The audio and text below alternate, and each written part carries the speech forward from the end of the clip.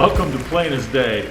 Plain as Day is actually something that Pastor Earl Green, sitting right here next to me, has come up with, and it's probably one of the most innovative ideas that we've come across in bringing God's light into the masses. That's I right. guess. Kind of what we want to do, what we talked about a little bit, is bringing people in each week and from all walks of life. Right. And talking to them about their walk with Christ, maybe a bit of their testimony, how they did come into being a Christian and what their walk is like now. You know, a lot of people automatically think that since you're a pastor, you live a sin-free life. Is that true? No. Well, so being a pastor doesn't automatically make you sinless. That doesn't certify you for sainthood. Okay. No, being a preacher, a minister is a calling, just like a worship leader or a prayer warrior. Or those are callings in our life. It doesn't change the fact that we're human beings. It doesn't change the fact that we face the same things that everybody else faces. You, though, when were you called to be a pastor? You've been a pastor all your life? Lord, no. Okay. This was the last thing I wanted to be, was a pastor. Whoa. Okay. Yeah, you know me, plain as day. Yeah. No, I've been a preacher since the 80s, evangelist. Okay. Really didn't want to even be an evangelist. Let me stop right there. Okay. Evangelist and preacher are two different things. Yes. An evangelist is one that comes in with a message for the people and for the church, to revive the church. A preacher or pastor is someone that's a shepherd. He comes in to lead the people. Right. I That's a lot more responsibility. It's a lot more. I kind of look at it this way, in my terms of viewing it. An evangelist is a hit man. You know, he comes in, he hits the problems that the Lord reveals, and it should touch the lives of the people and bring correction. But the pastor's the one who's got to be there every day. The pastor's the one that shepherds and loves on these people. So they're like, for the congregation is the one that they can go to, the pastor is, where an evangelist is Right. kind of like a Billy Graham in a sense. Yeah, He comes in yeah, and does, yeah. okay, I Yeah. got you. Now, what was your original calling though? Because you've been with God for a long time. You grew up in a Christian I grew up in a environment. Christian home. Okay. My daddy was a pastor as well. And seeing him pastor and preach made me not want to be. I'll explain that. A minister takes a lot. People don't realize what goes on. Number one, you have your issues, plus you deal with everyone else's issues. There has to be a love to be a pastor. There has to be a love of the people. To me, that's probably one of the highest callings you could get, because of the sacrifice. Not pinning good things on a pastor, but a pastor has to have a heart for the people and a heart of love, that he can see through his own and see the needs of the people first. So in essence, so you were talking about, you saw that with your dad, the way people, the things your dad had to go through that you didn't think were. I what didn't you want to wanted deal with that. Right. I was into music. I started at 15 years old in a Christian band and played for almost 45 years. And left that to become a pastor. To become the pastor where I'm at now. Now, from what I understand, you were a relatively accomplished, without tooting your own horn, you were a pretty accomplished singer and songwriter. We were. I was blessed to work with a lot of talented individuals. Had a lot of opportunities given to us. I mean, we've played the Grand Ole Opry. We've had many awards, recorded 17 albums, had 5 top 5 songs and a #1 song in Christian music. Wow. And played with just about everybody there is to play with in gospel and country music from probably the early 2000s back.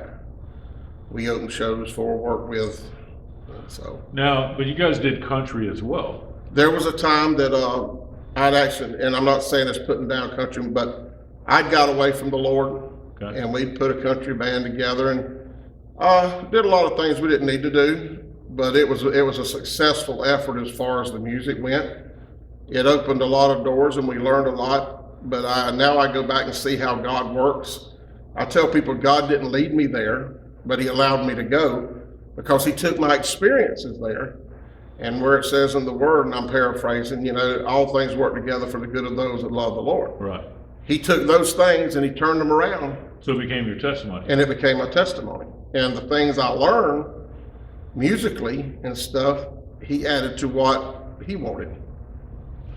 That's kind of what I think that we're hoping out of this show, is the fact that everybody, it doesn't matter what you are, it doesn't matter what your walk is today, you know, it doesn't matter if you had a great walk and you fell. Right. You know, I mean, I have, I think we all have. All You know, right. we've all, you know, worshiped God, loved God, accepted God, but then we've fallen, you know, and so, but this is where, as a community, we have to begin to help one another, you know, Right. to pick ourselves back up again. And you had probably influential people in your life, or that just came along and all of a Yes. sudden, you know, I mean, I've heard some of your testimony where just out of the blue, boom, somebody was there, and it was just, you know, I mean, Well, you know, I don't believe in coincidence, number one. I think that's a false feeling. I believe everything is ordained of God, and I believe people that you come across, no matter good or bad, I believe you're ordained at that time to be with them people, because I think we're each gifted, no matter who you are. And I believe if you meet someone, that there's a reason you met them, and your gifting can touch them in some way in their life. So that's why I don't believe in coincidence. And the people that God sent to me, there's no way it was coincidence. It had to be spiritually led, I believe. one of the things that I see in you that, again, I don't want this to sound bad against other pastors, but other pastors tend that I've been to, there's not a passion that's there. With you, there seems to be a passion. There's no, I mean, you aren't afraid to draw tears and you know, when things hit you in a sermon that you're preaching, Right. you know, but you're not afraid at all to point out your misgivings and your mistakes and the things. You're not afraid to bring up your past. And because we're not all perfect here. No. But if we will sit there and try, I mean, you weren't a pastor up until how long ago? I did pastor for 2 years, a number of years ago, and at that time I said, this ain't me, and I left and went back on the road. So, but when this opportunity came across, and you've heard the story, I told them I said, I don't want your church. Uh-huh. I'll help you out, but I don't want your church. Right. Yeah, well, almost 3 years later, here we are, you know. But God, your seasons change, and that's hard for us to accept, that seasons change. God changes us. By all means, I believe where I've been was a training ground to be where I'm at now. So. Well, I can only say from being here a year, okay? You know, my wife and I moved here a year ago, and this was strange as could be. It was the first church that we came to, but there was a confirmation there. And I think it goes to what you're talking about, listening. And it goes to what you're talking about, seasons as well. Mhm. We can come into a season, but we have to be receptive to that and listen to that Right. season. It may not be as though we wanted. I mean, I didn't know that my wife would like this church, because this is a very southern country church, Right. and she's not ever been accustomed to that. But the love that came out of this church, and I think again, it's, and I'm not trying to pat you on the back, but I think that's one of the things you project from that podium there, is the fact that we're about love. No matter who it is, and no matter what it is, you come into this church, we're going to love you. That's right. Okay, we may not accept your outside behaviors, because there have been people who hadn't accepted my That's outside right. behaviors. That's right. But there's people that have loved me all along. But you have a passion here that you're not afraid to tell someone that you're a Christian. You're not afraid to tell somebody that you love the Lord. And that's not just because you're a pastor, it's because of that's who you are. But I think that that's what helps us in your congregation, is the fact that you have that passion. You can project that passion on. But a lot of that comes from, you know, the way that you were brought up. You know, you were provided a good family Right. foundation. And I think that's kind of, you talk about our youth more than anything. And one of the things I can say about this church, we are small, but boy, we have a youth program Powerful. that is powerful. Yes. I mean, there are times I think our youth outnumber us, They adults. do. They do. And so that's another thing that attracted. So it's a matter of not just necessarily you attracting or the music attracting, but it's God is attracting. And we see it. We see it I'm blessed now to be a greeter, and I get to see new people coming through that door that I didn't see last week or the week before or the week before. And it's all because God is bringing them, because those gifts you've talked about. And you've been talking about that for weeks now. That's right. About the gifts and how they're coming. You had a gift of singing early, okay? But that gift of preaching came when? Early 80s, around probably 84, 85. How'd that happen? It came basically from ministering between songs when I was singing. You know, I'd start ministering between songs, and then the Spirit of the Lord would move on me, and they'd get a little longer, you know, and then I felt compelled to preach. But like I said, I ran from that for a long time because I didn't want the stigma of being known as a preacher. I'll just be honest with you. Really? I did not want to be a preacher, and I told God, I said, I don't want to be a preacher. I remember telling the Lord numerous times, Lord, I don't want to be a mechanic, which that's what my daddy was. And I said, I don't want to be a preacher, which was what my daddy was. So both as I require, tell you folks, don't tell the Lord what you don't want to do. no, don't tell him. And now that I look back, I know why, because I'm not a patient person.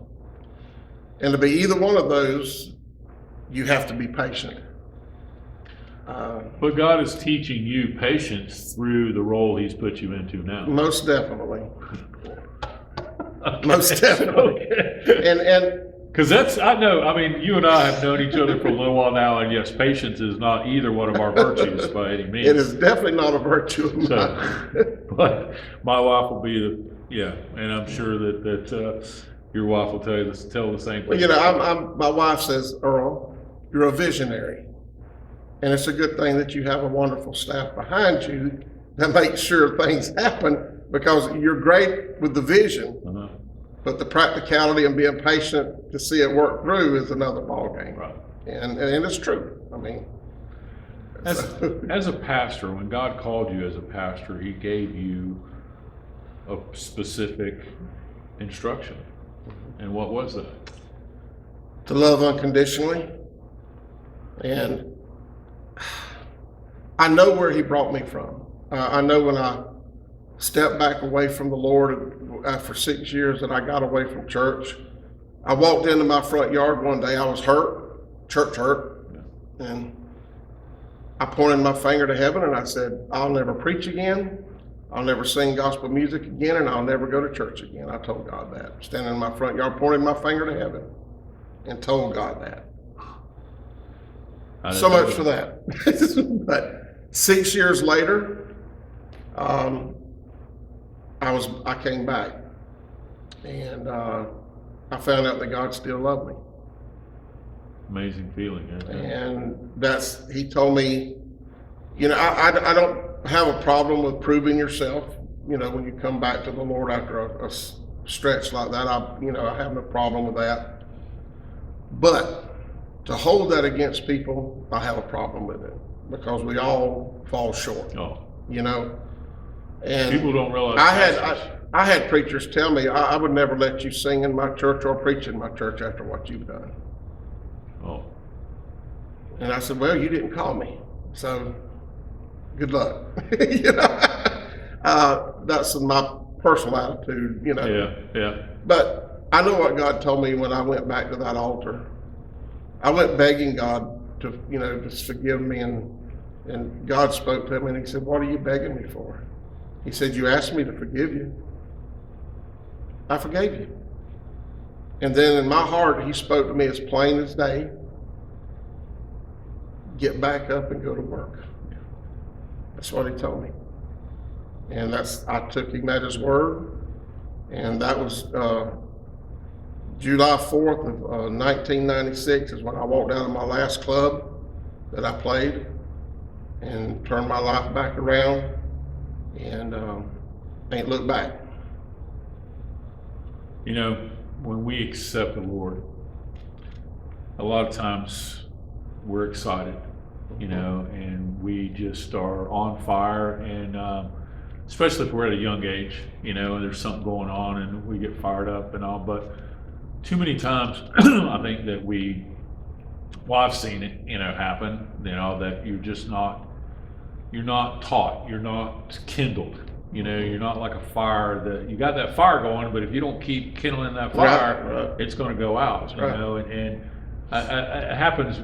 I think it happens a lot more than what we'd like it to happen, and a lot of that is because, again, you talk about there's certain roles in the church, and we have to, when we're called upon those roles, we have to lift up those. It's one of the things I like about here is that you do make it a big thing when people accept the Lord and they come in. And huge. It is. It is an event. It's an event that changed their life. And as a church, we need to be part of that event in changing their life. I like to call it an experience. There you go. To me, it's the ultimate experience to accept Christ.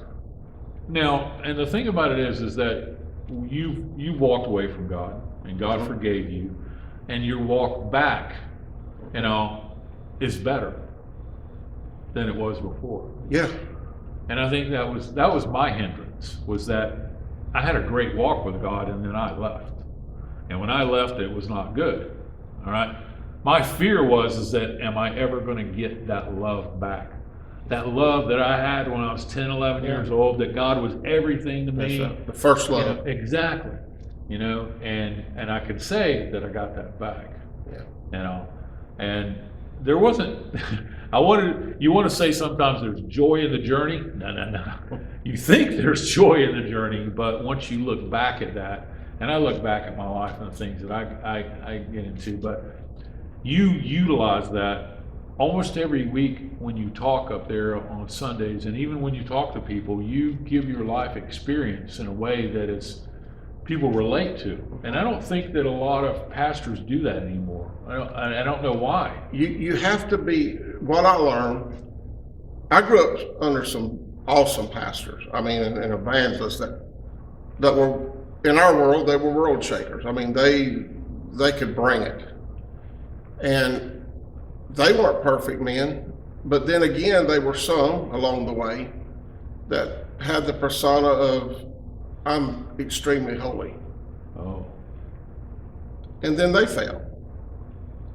And so that puts it in a different light. You realize, wait a minute, how did they fall? You know, because you had built great expectations of them.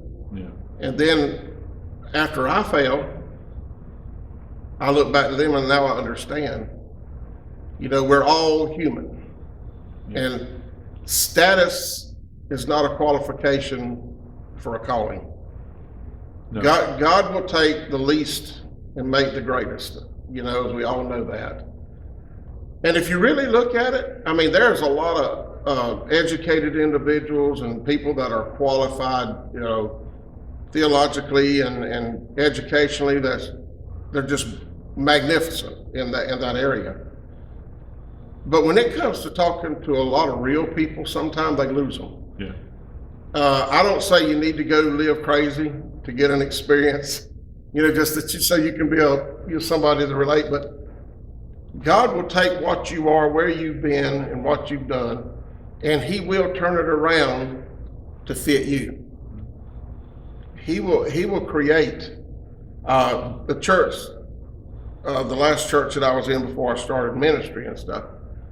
I was one of their preachers, and I'd passed their church is one that I'd pastored before, and I was talking about. But they said I was their redneck preacher out of that church. And you knowing me, this is as good as it gets. I mean, if you're looking for something better out of me, folks, whatever you're seeing now, that's it. It's real. It's not going to change. But you see, and that's the thing about it is that I can come to your house and you're going to be the same way you are sitting right here. That's I it. can go eat dinner and you're going to be the same way that you are behind the pulpit.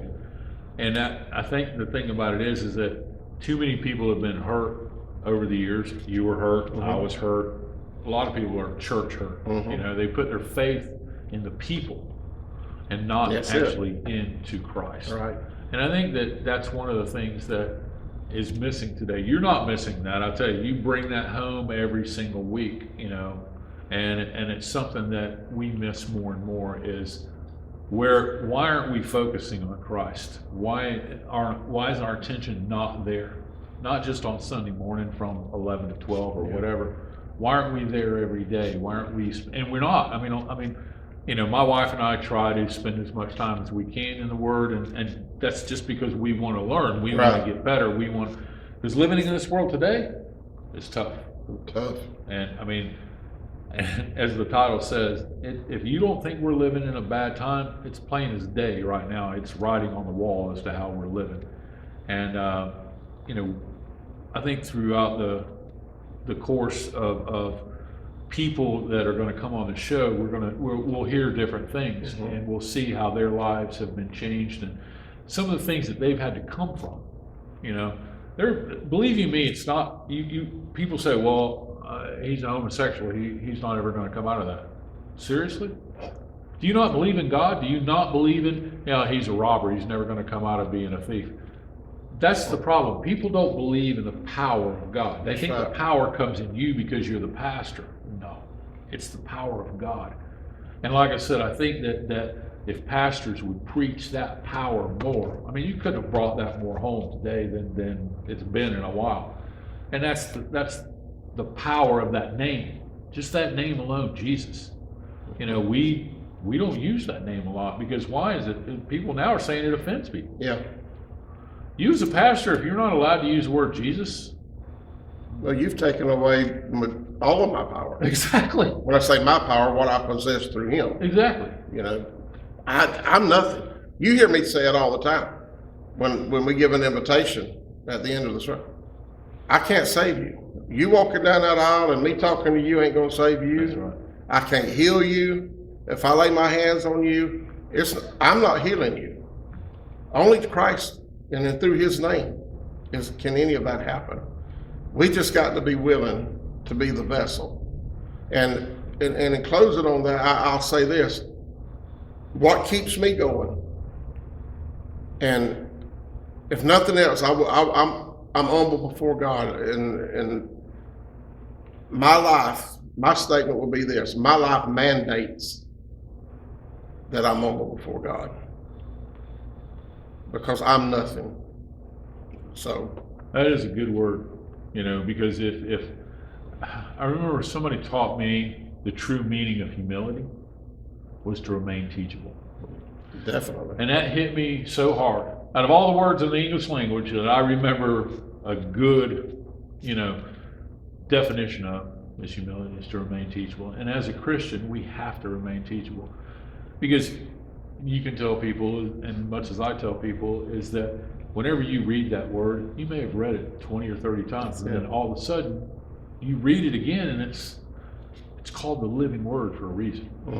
You know, and so, wow, Pastor Earl, I want to thank you so much for today. You have brought this show is going to be really incredible. You being the first one on here, I think we're going to bring a lot of joy. Let's put it that way. To people that they'll know now, they can listen to someone that they may relate with. And I'm going to say this as in closing as well. People relate to other people's stories. So if they can relate to that emotion of fear, you know, or whatever it may be, you know, if they can relate to that and they can see that person's changed their lives and has brought them out of it, you know, God's brought them out of it, then they see the hope. That's right. And that's what this is all about. It's just providing hope for people, you know, that are in a very lost world. Right. And like you said, it's as plain as day what you need to do. Right. So, my friend, thank you, God brother. bless you. Thank you so much, man. This is awesome. Yep. Guys, thank you again for tuning in. We're going to have something new for you next week, and we're going to have a lot of new people. We'll have different youth that are going to be in here, from kids that are maybe 12 or 13 that just now have gotten on fire, or people that are maybe getting ready to walk into a ministry that have been called, you know, at a young adult age. We may get people that are a lot older than Earline in here and talk about how long they've walked, or maybe they just started walking. Different walks of life. It's all about being as plain as day right here. Thank you guys so much. We love you. God bless you. And remember and pray for our troops. It goes a long way. See you later.